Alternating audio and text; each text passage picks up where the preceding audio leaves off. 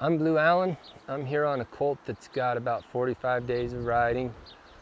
He's by a son of Dash to Fame, and I just wanted to share with you some of my ideas as far as getting him broke and having that good solid foundation. Everything that I do going forward, I want to make sure that I can do going backwards. So if I can move his hip around going forwards, I should be able to move his hip around going backwards. Same thing with if I can move his shoulders going forward, I want to make sure that if I backed him up, I could move his shoulders. So I'm going to let him, I'm going to work on being able to do everything that I go forward, I want to be able to do going backwards. And this takes a lot of time and it takes patience to let them figure out how to find their way off of it. I'll help them, but they've got to figure it out for themselves. I don't want it to just be a pulling competition. But I might take him and just pick my hands up, but I'm going to use my feet to move his feet.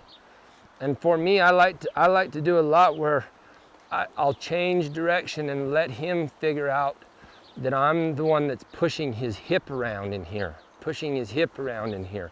And if he picks his head up, it's not a big deal. I'll just keep letting him find somewhere to get comfortable because he's just trying to figure out where he needs to move his feet, where he needs to move his feet to.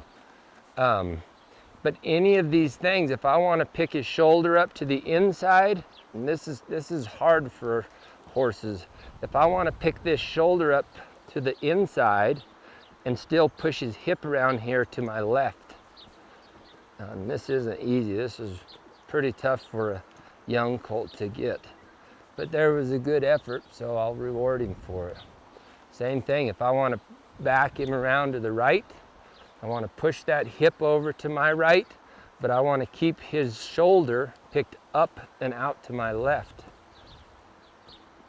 And this is great exercises right here for a horse that drops his shoulder bad. You're making it difficult for him. So the reward is when you turn him loose, the reward is that hopefully his shoulders are stood up and more correct, and it's easier for you to pick them up and help them. But just like me moving him around briefly there, when I start to pick up straight back, I get a better result. Things are softer, his shoulders are in a better position and for me to move his feet and allow him to move. Same thing. If I pull right here, I don't have a problem with pulling, but I've got to make sure and use my feet to move his feet. I can't just depend solely on pulling with my hands.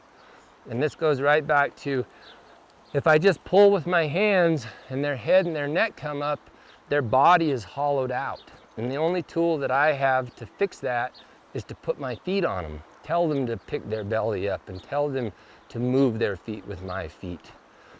But as soon as his feet start to come, I've got to give it back. I can't continue to be greedy and just keep pulling and pulling and pulling. So hopefully those little exercises help, and work on anything that you can do forward, dream it up and try and make your horse do it backwards.